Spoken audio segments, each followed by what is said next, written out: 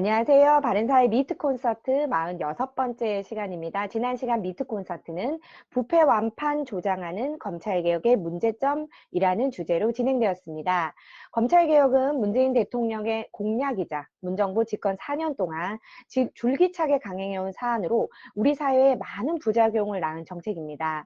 검찰개혁 그 실체에 대해서 구체적으로 알아보았고 무엇이 문제인지 살펴본 지난주 미트 콘서트는 유튜브 방송 바른사회 TV에서 자세히 볼 수 있습니다. 참고하시면 되겠습니다.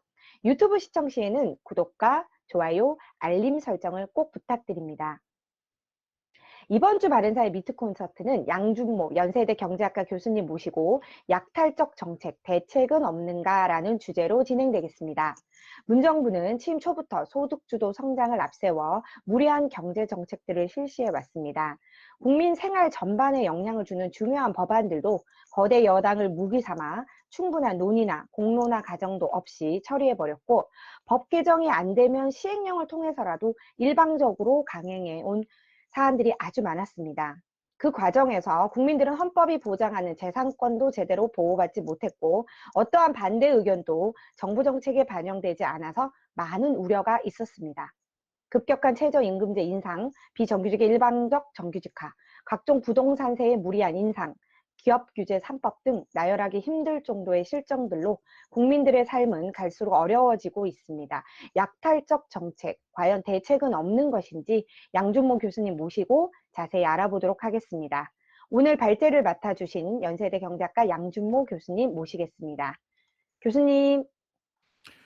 네, 반갑습니다. 소개받은 양준모입니다. 반갑습니다. 이렇게 대면으로 뵙고 인사드려야 되는데 비대면으로 인사드려서 너무 죄송하고요.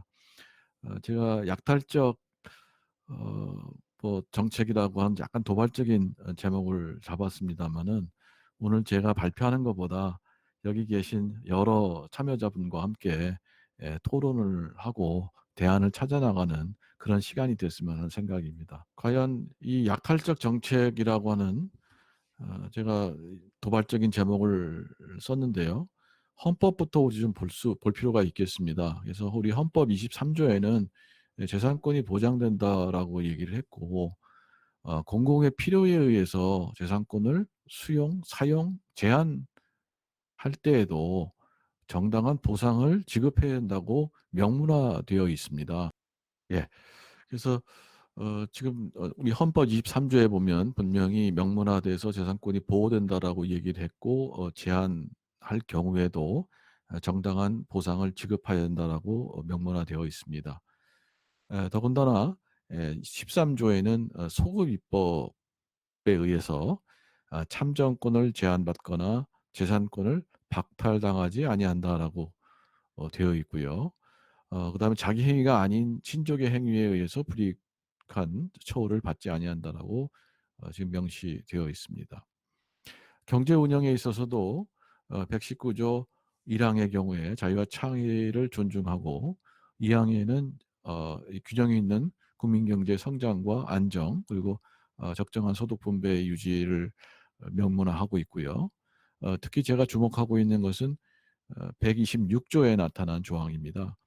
국방상 또는 국민경제상 긴절한 필요로 인하여 법률이 정하는 경우를 제외하고는 사형 기업을 국유 또는 공유로 이전하거나 그 경영을 통제 또는 관리할 수 없다라고 명시하고 있습니다. 과연 문재인 정부가 이러한 헌법에 나와 있는 재산권의 보호와 사형 기업의 어떤 경영 자율성을 보장하고 있는지에 대해서 저는 심각한 의문을 제기하고 있는 것입니다. 여러 가지 약탈적 행위가 전 있었다라고 생각을 하고 있는데요. 첫 번째는 이제 기회 약탈입니다. 보면은 인천공항 비정규직을 정규직화 약속을 했습니다. 이게 아무렇지 않게 우리 사회에서 받아들여지고 있는데 과연 이것이 정당한 것인가 하는 문제입니다. 인천공항이란 공사는 분명히 이 정규직을 뽑을 때 명문화된 규정이 있고 이 규정에 따라서 많은 청년들이 여기에 입사하기 위해서 준비를 하고 있는 겁니다. 근데 갑자기 비정규직들을 정규직화함으로써 준비하고 있는 취업 준비생의 기회를 박탈을 하고 있는 거죠. 더군다나 많은 예산을 들여서 지금 공기업의 비정규직들을 정규직화를 완전히 지금 시도를 했습니다. 그래서 사업비를 인건비로 전환하고, 그에 따라서 인력 충원이 지금 안 되고 있는 상황입니다. 그래서 이 지금 취업 준비생들에게 있어서 기회를 박탈하고 공정이란 화두가 날아가지 않았는가 하는 생각을 해봅니다. 더군다나 최저임금은 이 최저임금보다 낮은 생산성을 가진 근로자들이 근로할 수 있는 기회를 박탈한 그런 정책입니다. 결국 부작용이 나올 수밖에 없고요. 그 부작용을 지금 세금으로 막고 있습니다만, 역시 그 효과도 매우 미미해서 많은 사람들이 지금 직장을 갖지 못해서 지난 4년간 실업률은 매년 상승하고 있고요. 현재는 취업자의 25%가 일주일에 36시간도 제대로 일하지 못하는 사람들로 지금 바뀌어 나가고 있는 겁니다. 그래서 이런 근로 기회의 박탈, 약탈, 이런 것이 아무렇지 않게 지금 시행되고 있다는 게 저는 큰 문제라고 생각이 됩니다. 그다음에 이제 무책임한 약탈 행위인데요. 이 계약이라고 하는 것은 지켜져야 되죠. 하늘이 무너져도 계약을 정의를 실현하고 계약을 지켜야 하는데, 갑자기 멀쩡하게 건설하던 것을 중단을 시켜버렸습니다. 책임 공반이 있었습니다마는 이것으로 인한 국민적 손실, 또 기업의 손실을 누가 보상할 것인가에 대한 문제는 여전히 남아 있습니다. 지금 두산중공업이 어려움을 겪고 있는데요. 멀쩡히 지금 석탄 발전소에 여러 가지 부품을 생산하고 석탄 발전소를 건설하는데 두산 건설이 매진하고 있었습니다만, 갑자기 이 석탄 발전을 다 폐지시키고 이것을 가스 발전소로 전환을 시켜버렸습니다. 우리 가스 터빈은 우리나라에서 만들지를 못합니다. 지멘스라든지 미쓰비시라든지 이러한 해외 기업에서 터빈을 지금 수입을 해서 쓰고 있는 실정인데, 물론 두산중공업이 지금 개발 과정에 있습니다만, 갑자기 두산중공업의 어떤 그 사업을 그냥 박탈을 해버린 거죠. 더군다나 원전 산업에서의 두산중공업의 그 사업 기회마저까지 마저 없애버리는 그런 이제 행위를 하면서도 아무런 보상이나 아무런 책임을 지고 있지 않다는 게 전 문제점이라고 생각이 됩니다. 이미 많은 국민들에게 잊혀진 이야기일지 몰라도 여기서 일하는 근로자들이라든지 여기서 경영을 지휘하던 사람들이 이제 망연자실할 수밖에 없는 그러한 상황입니다. 그다음에 이제 경영권의 약탈입니다. 이건 헌법 126조를 정면으로 위반하고 있다라고 생각을 하는데요. 어떤 법률에서도 사형 기업에, 특히 한진칼과 같은 이 사형 기업의 경영권에 개입하라고 되어 있지를 않습니다. 국민연금을 동원해서 지금 한진칼의 경영권에 간섭을 하고 있는데요.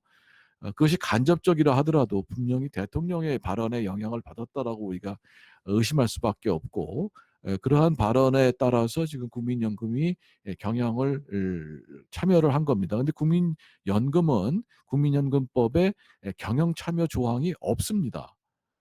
단순히 그 어떤 자금을 운용해서 수익을 보기 위해서 이러한 기업의 주식을 살 수는 있어도 그것을 이용해서 이 기업의 경영에 참여하리라고 하는 그러한 주주의 자격을 부여받지 못하고 있습니다. 따라서 헌법에 제시한 126조를 정면으로 위반해서 지금 국민연금을 동원해서 경영권에 개입하고 있다는 말씀을 드릴 수밖에 없습니다. 지금 항공업계에 M&A가 진행되고 있는데요. 이것도 저는 향후에 조사 대상이다라고 생각을 합니다. 멀쩡한 기업이 A가 있고요. 지금 부실한 기업이 B가 있다라고 하면, 부실한 기업에 B에 투자한 또는 빚을 제공한 그런 산업은행이 그런 한진칼 지분 현황인데요. 그래서 멀쩡한 한진칼에 대해서 경영권에 개입할 수 있는 여지를 만들어 버렸습니다. 이것이 과연 우리 항공산업에 유리한 것인지 아닌 것인지 논란이 있고요. 현재로서는 여러 가지 어려움을 겪고 있는 한진그룹에 있어서 이러한 자금이 들어와서 유동성 확보에 도움을 줄 수는 있을지 몰라도 장기적으로 우리 항공업계 발전에 어떠한 도움을 줄 수 있을지, 또 경영권 지분을 확보한 산업은행이 어떠한 일을 할지에 대해서는 지금 의문이거든요. 어, 그래서 이것도 조사의 대상이다라는 생각을 합니다. 금감원 문제를 말씀드리다가 멈췄었는데요. 금감원의 경우에는 이제 우리은행장뿐만 아니라 여러 그 금융기관들의 중징계를 하면서 거기에 간접적으로 사장도 징계를 받게 되어 있습니다. 그러다 보니까 이 현재 사장들이 전부 다 재임을 하지 못하거나 또는 다른 회사에 취직을 해서 또 사장이라든지 이런 경영진에 참여할 수 없도록끔 만들어 버린 겁니다. 어떻게 보면 감독 부실을 어떻게 중징계로 모면하고 있고, 그를 통해서 그런 CEO들이, 죄 없는 CEO들이 지금 경영을 하지 못하도록 막는 그러한 상황이 벌어지고 있는 상황입니다. 이것도 하나하나 따져볼 문제가 많고요. 지금 전부 다 행정소송을 진행 중에 있는 것이고, 또 행정소송을 진행하면 여기 뉴스에서 나온 것 같이 바로 또 제재를 더 강화시키는 그러한 일들을 버젓이 하고 있어서 이게 누구의 나라인가 하는 생각마저 들 정도입니다. 그다음에 이제 70%의 세금을 납부해야 돼서 과연 이 70%가 정당한 것인지 제가 의문을 제기를 하고 있습니다. 취득세도 마찬가지고요. 주택이 많다고 해서 취득세를 더 내야 할 이유가 있느냐. 물론 이게 임대사업자로 임대주택으로 나올 그런 매물이 되겠습니다만은 이것이 부동산 시장을 안정화시킬 수 있는지에 대해서도 저는 의문이 들고 있습니다. 단지 이러한 얘기들은 뭐냐면요. 남의 것을 그 사람이 어떻게 그 재산을 모았는지 묻지도 따지지도 않고 그저 높은 세금으로 정부가 환수하면 박수를 받는다라고 하는 생각, 남의 것을 뺏을 때 자기가 마치 임꺽정이 된 듯한 그런 착각에 빠지고 있는 것은 아닌가 하는 생각을 합니다. 또 마찬가지고요. 지금 오세훈 신임 시장이 공시 가격에 대해서 새로 검토하겠다는 말씀을 하셨습니다. 그래서 공시 가격에 대한 국민의 신뢰도를 높이고 그리고 임의적으로 공시 가격을 올려서 이런 황당하게 세금을 내야 하는 그러한 일들은 없어져야 한다고 생각하고 이것도 아까 말씀드린 그러한 로빈훗과 임꺽정과 같은 사고방식에서 나온 것은 아닌가 하는 생각을 합니다. 소급 입법이죠. 소급 입법을 하지 못하도록 되어 있는데 지금 LH 투기 아까 말씀드린 대로 LH 투기에 대해서 제가 전혀 옹호할 생각이 없습니다. 저도 분노하고 있습니다. 그렇지만 소급 입법을 해서 환수한다. 그거는 저는 헌법상에 정한 대한민국의 경제 운영의 원칙에 어긋난다라고 저는 생각을 합니다. 근데 이제 대안 마련이 어렵죠. 대안 마련이 어려운 이유가 첫 번째는 집권층이 동문서답을 하고 있어요. 정권 심판 임기 1년짜리 시장이 못해. 정권 심판은 국민이 하겠다는 뜻이고 그래서 지금 집권한 당이 영향력을 미치고 있는 지자체장이라든지 또는 나중에는 이제 대선까지 그 정권을 잡지 못하도록 하겠다는 게 정권 심판인데 갑자기 1년짜리 시장이 무슨 정권 심판을 하는 것 같이 말을 돌리고 있습니다. 그래서 이 동문서답 전혀 뭐 모르는다는 시 얘기하는 것이 진지하게 문제점을 얘기하고 토론을 통해서 개선하는 그러한 자세가 되어 있지 않기 때문에 대안 마련이 지금 어렵다 하는 말씀을 드리고요. 두 번째, 내로남불이죠. 그래서 자신들이 비난하는 그런 사람들이 된 그런 입장이고요. 그 내로남불이라고 하는 것은 반성할지 모르는 사람들의 입장이고, 뭐 이게 해외 그 신문에까지 날 정도로 지금 뭐 한류, 이 K 정책이 지금 유명해졌는데요. 이것도 우리가 허심탄회하게 문제를 해결하는데 장애물로 작용이 되고 있습니다. 그다음에 코로나 방역도 마찬가지로 지금 정치 방역을 하고 있어서 문제가 되고 있고요. 언론도 상당히 지금 문제가 있죠. 그래서 언론상에서 이 뭐 김어준 같은 사람들이 여러 그 왜곡된 그러한 언론 보도를 하고 또 공영방송들이 상당히 국민이 의심이 가는 그러한 왜곡 발언들을 하기 때문에 상당히 대안 마련에 지금 어려움이 있다.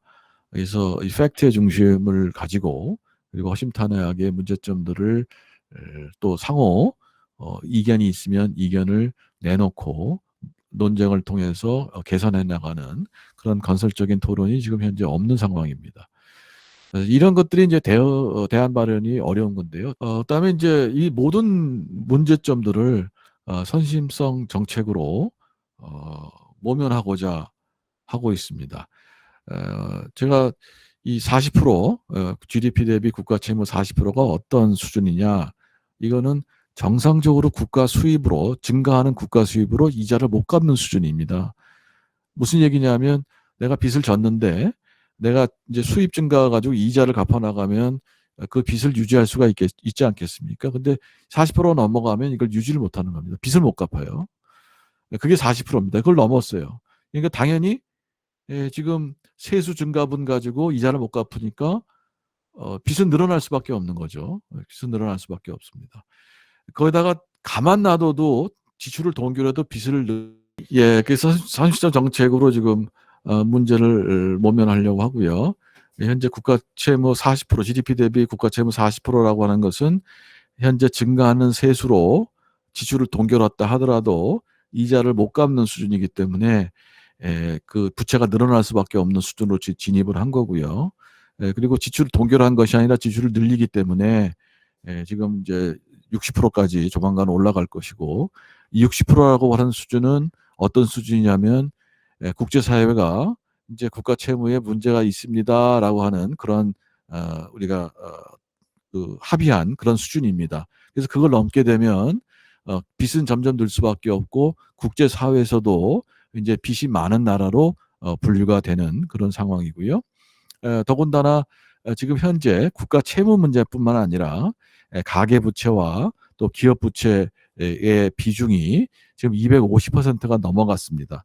현재 250% 넘어간 수준은 어떤 수준이냐면요. 2010년 포르투갈이나 스페인, 이 피그스라고 하는 그 유럽의 재정 위기를 겪었던 나라들이 재정 위기 당시에 그 수준입니다. 빚이 많아지게 되면 빚으로 돌아가는 사회는 충격이 조금만 와도 빚을 못 갚게 되고 경제가 파탄 날 수밖에 없는 수준이거든요. 그럼에도 불구하고 지금 여러 정책 실패들을 지금 빚을 내서 막고 있는 상황이다라는 말씀을 드립니다.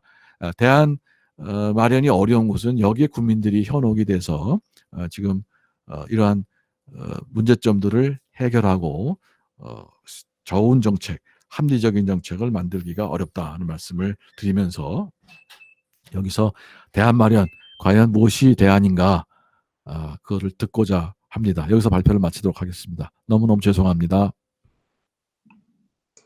네, 감사합니다, 선생님. 조금 상황이 열악한 과정에서도 네, 훌륭한 발제였습니다. 선생님 정말 감사드리고요. 아마 그 듣고 싶었던 말씀들이 더 많으셨을 것 같습니다. 근데 이제 네트워크 연결이 원활하지 못해서 중간중간 끊김이 있었던 상황 다시 한번 양해의 말씀을 부탁드립니다.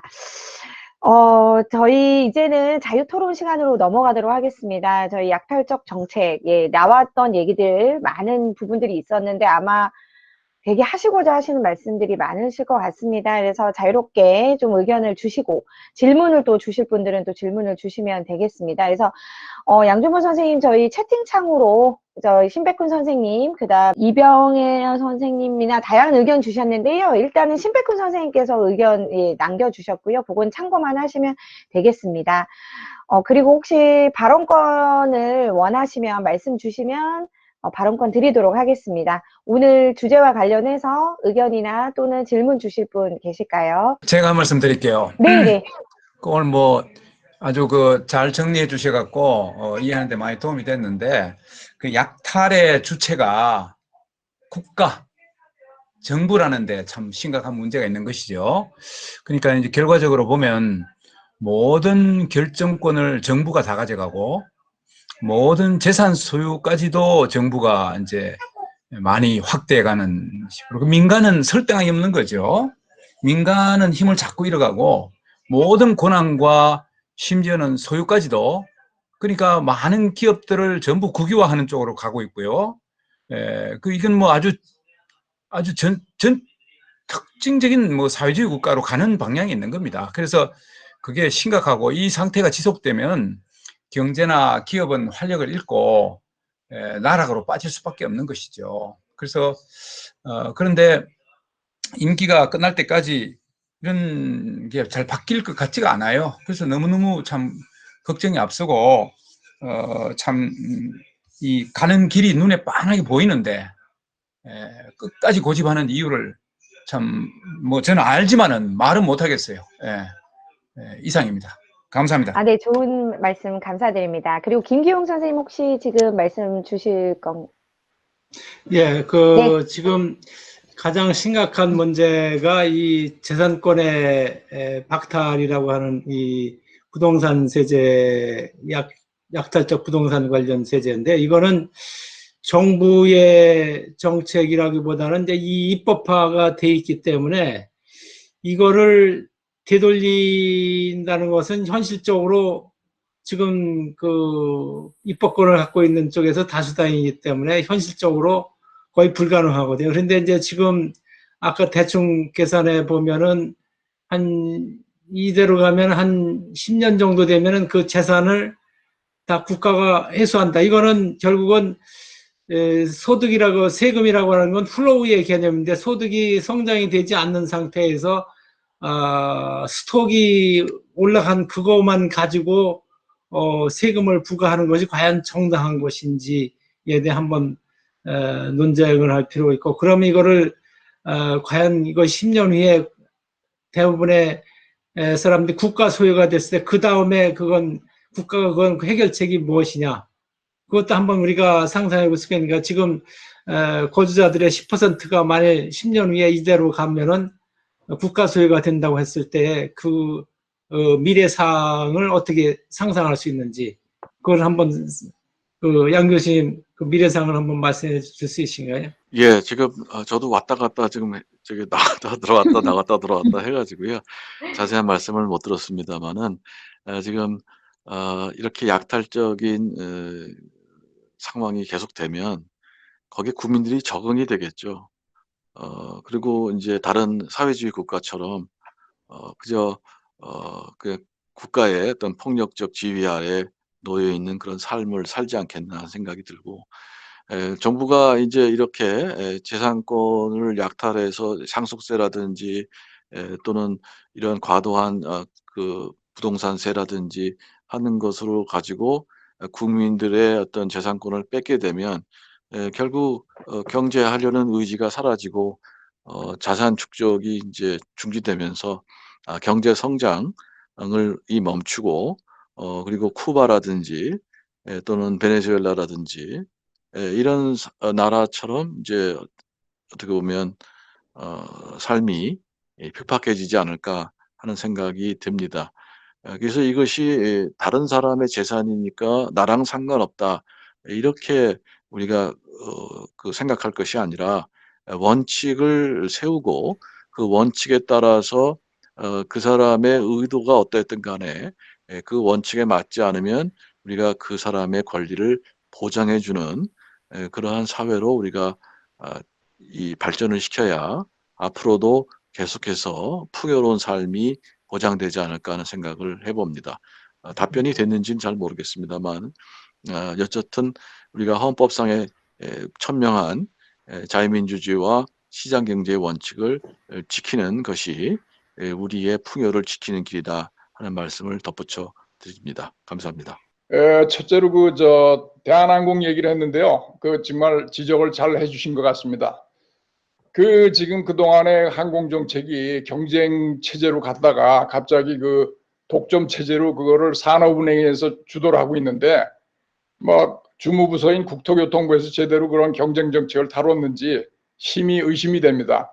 이게 우리가 중대하게 간과하고 있는 것이, 국영항공사라고 하면은 그 독점의 문제가 별로 그렇게 크게 심각하지 않은데 이 민영의 경우에는 독점이 굉장히 심각한 겁니다. 더군다나 이번에 칼에 거의 경영권에 개입하는 양상을 보여준 거에 대해서는 참으로 우려가 되고 있습니다. 예, 그래서 이제 그건 코멘트고요.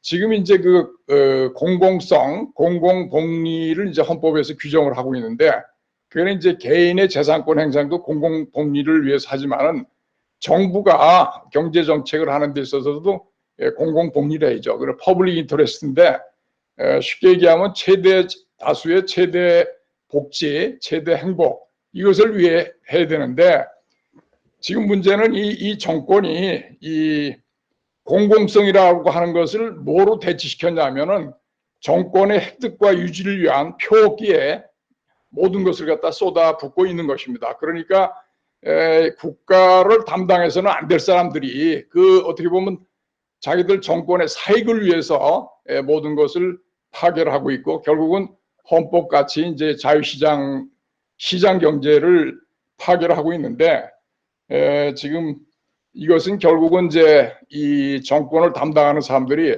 뭐 중국 공산당 가서 정책 연대를 약속을 하고 왔지 않습니까? 그 다음에 많은 부분에 그 북한의 영향을 받고 있기 때문에 이것이 사상적으로 다시 반성을 하고 자유시장 경제를 해야 되겠다는 게 없으면은 이것이 제대로 된다고 하는 것은 불가능하다고 생각을 합니다. 그래서 이 정권이 이 남은 기간에 다시 정상적으로 우리 대한민국의 본류로 돌아온다고 생각하는 것은 여러분들과 마찬가지로 불가능하다고 생각합니다. 그건 이제 선거혁명이나 정권 심판밖에 없다고 생각합니다.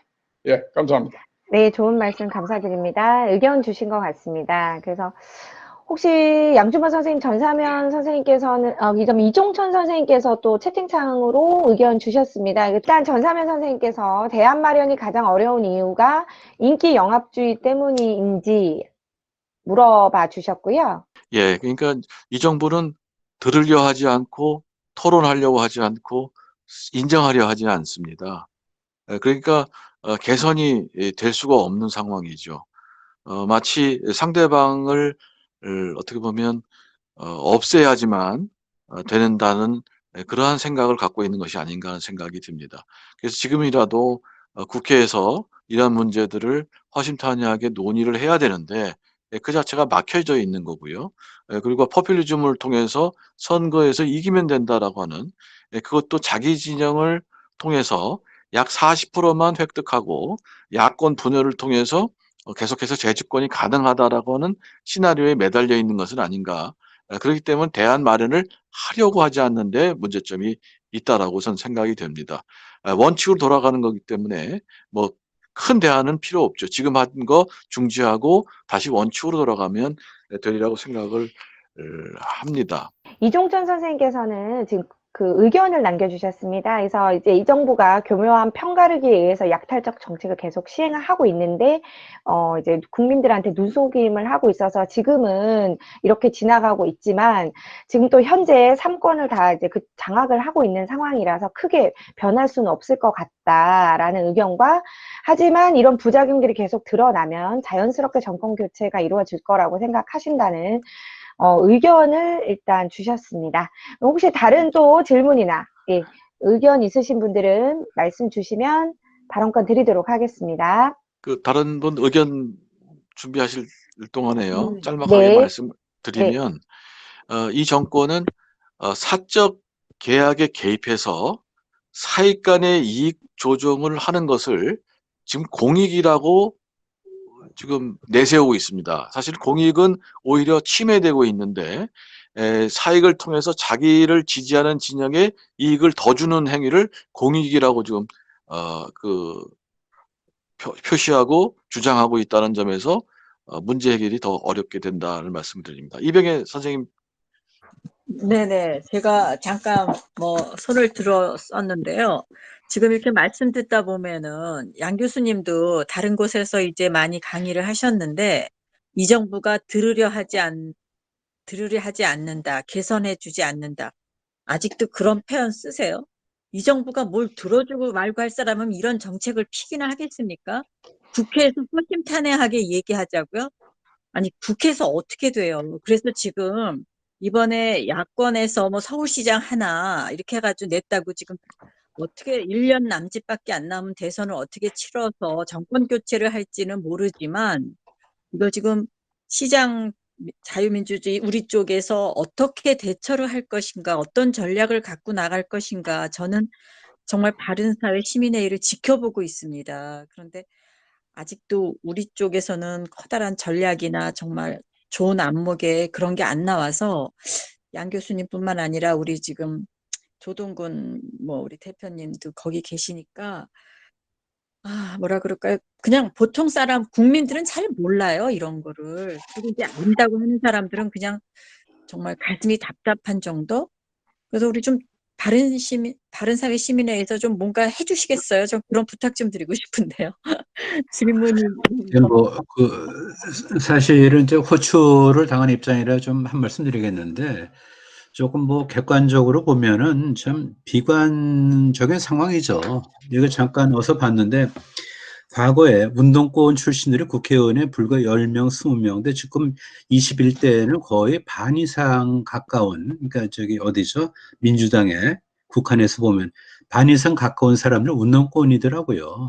그러니까 이제 한 170을 잡으면은 한 75명 정도가 운동권이에요, 다. 그래서 완전히 지금 그들의 개과천선에서 1년 사이에 뭘 바꿀 거라고 기대하는 거는 뭐 달이 태양이 되는 걸 바라는 것보다 더 낮은 확률이죠. 그래서 이제 마지막 저기 좀 절규인데, 요번 이제 뭐 약간 이제 시금석은 좀 되긴 됐는데, 이거 가지고 약하죠. 자칫하면은 뭐 글쎄 그 좀 전투에 이기고 전쟁에 또 지면은 우리나라가 2022년에는 완전히 뭐랄까 거의 이제 소멸 상태로 들어갈지 모른다는 생각이 들어요. 그래서 우리 좀 절박하게 해야 되는데 그럼 뭘 할까? 뭘 할까? 그러니까 우리 여기 이제 여기 우리 몇 분, 한 20분쯤 모여셨는데 이런 것 같아. 이게 이 하이라키는 사실은요 위에서 처음에 트리클 다운하면 내려오거든요. 그래서 그 언젠가 좀 우리도 좀 절박하면은 많은 사람들이 이렇게 이제 글을 쓰고 책을 써서 많은 사람들한테 파고들 텐데 그런 캠페인을 좀 벌여야 돼요. 그래서 저도 뭐냐면은 이제 정식으로 하는 얘기인데 이럴 때 우리가 조그만 어떤 팜플렛이나 그런 책자를 쓰셔야 돼요. 국민들을 상대로. 지금 마지막이거든요. 그러니까 이 문재인 정부는 뭐를 착각하냐면은 대한민국을 자기 걸로 착각하잖아요. 한마디로. 그렇죠. 정권 소유물이야, 국가가 지금. 그렇게 됐는데 그거를 어떻게 교화하고 어떻게 그걸 갖다 설득하겠어. 결국 선거밖에 없잖아요. 근데 그게 이제 악랄하게 그걸 좀 막을 텐데 우리로서도 진짜 절치부심하고 그 라스트 드랍 오브 에너지, 그러니까 에너지 한 방울까지도 다 모아서 1년 사이에 국민들을 설득을 해야 돼요. 그리고 또 하나 뭐냐면요. 이거 3분돼 있어요. 좀 세력이. 그러니까 민주당은 여권이죠. 그다음에 야권은 이제 제도권에 들어와 있는 그런 이제 국민의힘. 그다음에 제도권에 들어와 있지 않은 그런 아주 롱테일을 가진 스펙트럼. 그 사람들을 이거를 활용을 하고 같이 에너지를 모으지 않으면은 져요. 그렇기 때문에 국민의힘만 갖고 됩니까? 그러면은 국민의힘에서 볼 때는 지금도 자기네가 독식하려고 그러잖아요. 어떻게 보면은 기득권은 국민의힘에서 더 노골적이라고요. 그렇기 때문에 뭐 비근한 예로 홍준표 씨도 안 받으려고 그러고, 그 다음에 지금 롱테일이지만은 그 뭐 아스팔트로 이렇게 좀 비화됐지만은 그게 폄훼됐지만 그 사람들이 어떤 열정 그거를 모으지 않으면은 2022년에 질 수가 없다, 이길 수가 없다고요. 그리고 마지막으로 이제 가을에 이제 뭐 일전이 벌어지는데 그때 하여튼 그 사상전을 우리가 해야 돼요. 사상전에서 저도 어떻게 교사하면서 왜 도대체 이렇게 대중을 상대로 착한 건 안 썼나 해서 제가 너무 창피해요. 그래갖고 어저께부터 제가 주변한테 내가 대한민국에서 다음 선거 지면은 우리 아무것도 안 남는다. 그러니까 내가 대중을 상대로 책을 쓰겠다 얘기를 했어요. 친구들한테. 이런 걸 많이 해야 돼, 동시다발적으로. 그거 없이는 어떻게 이길 방법이 없다고요. 그러니까 야권에서 우리가 우리 야권끼리 설득하고 좀 힘을 모으고 그다음 국민을 설득하고 그런 대장정에 들어가지 않으면은 어떻게 그들의 변할 거를 기대합니까? 그건 안 돼요. 아까 말씀드린 대로 178명의 과반수 이상의 운동권이라고 이미 아주 처절한 좀 현실인데 그에 대해서 뭐 좀 퍼퓰리즘 돈 선거 뭐 이런 거는 뭐 사실 뭐 저거 그러고 마지막으로 한 팁이라면은 선거 전략인데 어떻게 보면은 이제 저쪽을 분열시키는 거죠. 뭐 이재명하고 뭐 그다음에 뭐 이낙연, 그다음에 정세균 뭐 그런 쪽도 사실 여권이긴 하지만은 마땅한 대선 주자가 없기 때문에 사실은 그 약간 틈새가 보여요. 그래서 지금 누군가 좀 그랜드 디자인을 좀 깊이 생각을 해야 돼요. 그리고 마지막 기도하는 심정으로 대한민국을 지켜야지 아니면은 무너집니다. 그리고 하나 이제 마지막 희망이 뭐냐면 옛날에 광해군 패주가 됐죠. 그러고 나서 임목 대비가 서공에서 나와서 광해군한테 따져 물은 17가지가 있어요. 17가지에. 그걸 우리가 누가 준비해야 돼. 누구한테? 문재인 정부에 대해서. 당신이 되면 이렇게 망치지 않는데 17가지를 뭐 따져보면 더 될 거예요, 보면. 그래서 입체적으로 준비를 해야 됩니다. 그 중에 하나가 이 뭐 소수긴 하지만은 이제 여기에 모인 분들이니까 좀 오늘부터 좀 사실 우리가 진짜 one for all 이렇게 좀 해야 돼요. 그런 생각입니다. 예. 투수 없이 아, 네. 죄송합니다. 네. 네, 좋은 말씀 예. 선생님 감사드립니다. 좋은 의견 감사합니다.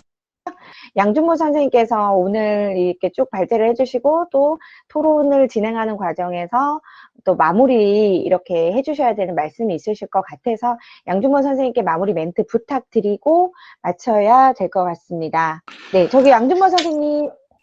네, 그 이병혜 교수님, 이종천 교수님, 전사면 총장님 주신 질문 아주 감사합니다. 유일한 대안은 정권 교체밖에 없겠죠. 그리고 우리가 어떻게 정권 교체를 할 것인가, 우리가 진정한 리더십을 세워서 지금부터라도 국민을 설득하는 정책을 제시해야 된다고 생각을 합니다. 우리가 뭐 구군이 뭐 좌익이니 뭐 보수니 뭐 이런 얘기들을 많이 합니다만 저는 한 가지 말씀을 드리겠습니다. 우리 대한민국은요, 자유민주주의 시장경제 체제가 헌법상에 나와 있고 우리 그 체제입니다. 그 이상도 그 이하도 아니고 보수든 뭐든 관계없이 우리가 헌법에 정한 대한민국을 지켜나가야 되는 것이죠. 그리고 국민들도 거기에 따라서 효과적인 정책을 제시할 때 저는 정권 교체가 가능하리라고 생각을 합니다.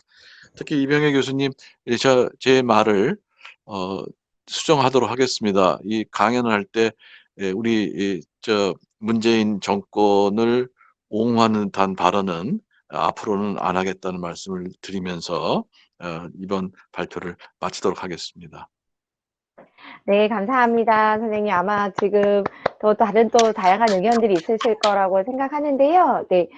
오늘은 시간이 된 관계로, 네, 이렇게 정리를 해야 될 것 같습니다. 그래서, 오늘 발제를 맡아주신 양준모 선생님 너무너무 감사드리고요. 토론과 함께 해주신 분들도 너무 감사드립니다. 그리고 무엇보다 진행하는 과정에서 많이 느끼지만 저희가 문제점은 참 많이 알고 있는데 이 부분에 대해서 저희가 어떻게 해결할 건지에 대한 국민들에게 또 어떻게 전달해야 할 것인가 이 부분에 대해서는 항상 저희가 이제 좀 아쉬움이 남는 것 같습니다. 그래서 저희 바른사회 시민회의에서도 저희가 어떤 식으로 행동하여서 이 부분에 대해서 저희가 표현을 해야 될지 항상 고민하도록 하겠습니다. 선생님들께서 많이 도와주실 거라 믿고 있겠습니다.